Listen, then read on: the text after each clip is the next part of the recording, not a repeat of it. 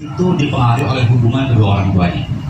Dan kedua orang tuanya untuk bisa punya sebuah hubungan atau relationship, dia harus punya pribadi yang kuat. Bukan paling kuat, tapi pribadi yang kuat kalau bisa saling menguatkan. Oleh karena itu maka kita mulai dari seorang manusia, ya. Nah, di sini figur yang paling kuat adalah figur ayah. Ayah adalah cinta pahlawan anak pertama. Di situ deh.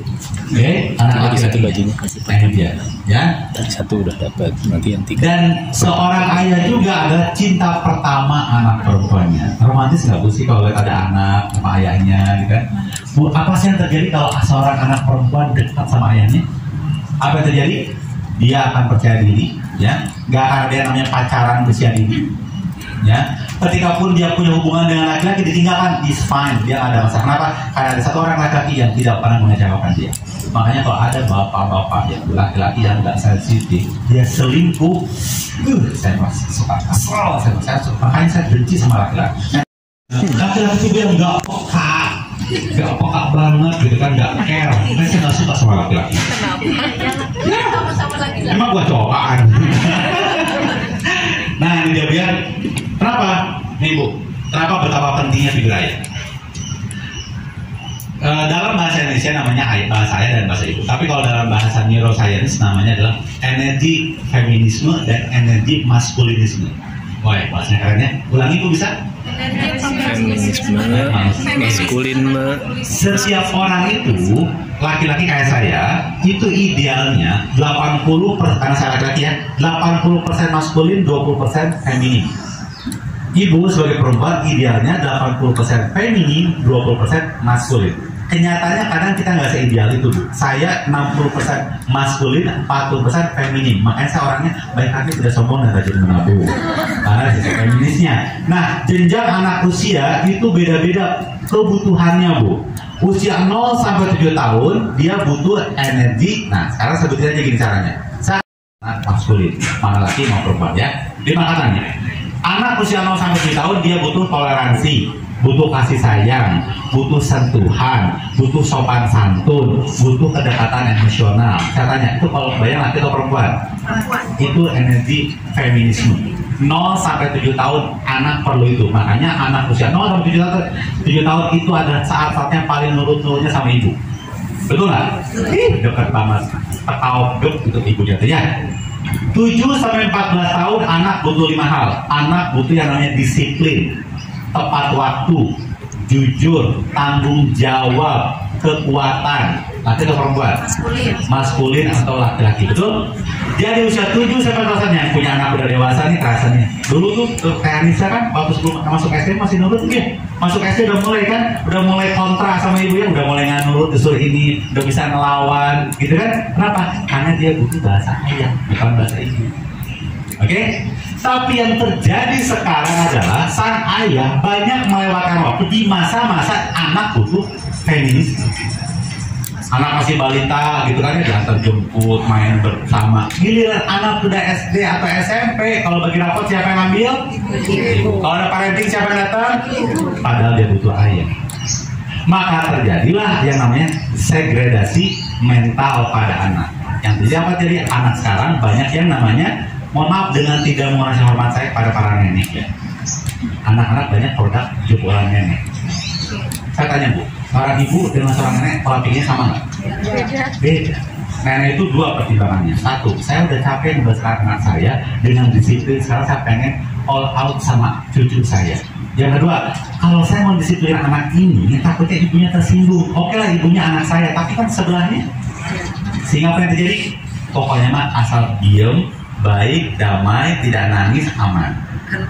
Karena itu dengan sekali lagi dengan tidak mengenai sama saya, Bu, hidup itu nggak mungkin baik terus. Ya, saya tanya, ada nggak cinta yang tidak bersyarat? Cinta seorang ibu pada anak bersyarat atau tidak? Benar. Kalau anak nggak nurut, ibu kesal nggak? Itu berarti bersyarat cintanya. Jangankan gitu, jangankan ibu yang manusia, Allah saja sudah Rahman dan Rahim, ada Malik Yaumiddin. Allah tuh maha pengasih, maha penyayang, tapi Allah ngasih peringatan, Malik Yaumiddin, aku ada raja di hari akhir. Semua yang aku berikan akan dimintai pertanggungjawaban di akhirat nanti. Begitu. Kenapa dalam surat Ar-Rahman Yang artinya kasih sayang, Allah mendetailkan yang namanya neraka. Yang di situ ada orang diseret lah, minumnya sabun lah, betapa mengerikan. Sampai ada seorang Nasrani ngomong saya gitu ya, abang ngomong Nasrani ya, cuma contoh tadi Bu. Dia nanya saya, kenapa Islam itu gak konsisten? Namanya Ar-Rahman tapi dalamnya neraka. Justru saya lihat itu kasih sayang Allah. Allah menunjukkan betapa ngerinya neraka, maka Allah, ayo datang ke sini, ada rahmannya Allah, jangan sampai kamu masuk ke sana.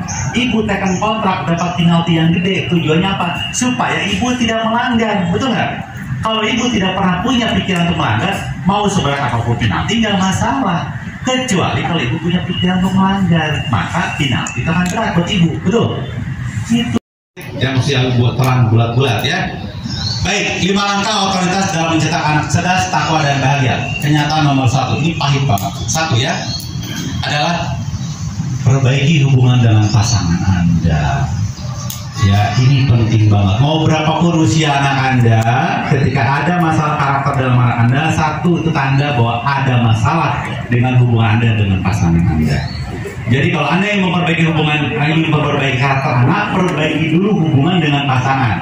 Pak, Bu, mau apapun agamanya, mau spiritual seperti apapun, kalau ada pasangan yang bisa menjaga harmonisme, intimasi berdua, maka dijamin anaknya akan terkontrol minimal.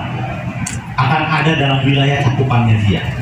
Ya, mau apapun agamanya, selama orang tuanya harmonis, saling interaktif, berani romantis di depan anaknya, akan terjadi anaknya pasti akan terkontrol. Ya, nih, bagaimana caranya memperbaiki hubungan? Gampang Bu, 1, kalau jalan pegangan tangan tuh jangan dengan anak Bu, dengan suami. Pak, anak saya masih kecil, berapa tahun? 4 tahun. So, nih, boleh taruhan dengan saya ya. Kalau ibu jalan, ibu pegang tangan bapak, pegangnya seperti ini ya. Jalan, saya berani jamin, anak Anda tidak akan berani jauh-jauh pergi. Saya berani jamin, saya berani mempertaruhkan nama baik saya. Kenapa? Cung yang suka drama Korea sih. Yang suka yang lain putus? Oke, yang suka sinetron? Baik. Kenapa Anda suka? Karena Anda ada yang namanya serotonin, oksitosin, masa cocok banget gitu kan? Ketika Anda melihat cinta, Anda tuh merasakan cinta dan Anda ingin mendapatkan sepotong kecil dari cinta itu. Ketika Anda bermesraan dengan suami, dengan pasangan romantis, anak tuh akan cemburu, betul nggak? Dia nggak akan jauh-jauh, karena kalau saya pergi jauh, saya akan kehilangan serotonin ini, maka dia akan mendekat kembali. Makanya kalau ada dekat anak waktu kecil ya nanti ya, mama cuma jangan sama ayah aja gitu kan, berarti Anda sudah berhasil, Anda sudah romantis. Tapi kenapa sekarang tidak lagi? Ya kan? Kalau masih nikah, canggul. Kalau nikah mah, saya tadinya Allah saya yang sama, kata Allah dulu. Betul, hati-hati gitu kan. Dulu mah, kalau sayang gitu sekarang, salam aja jalan.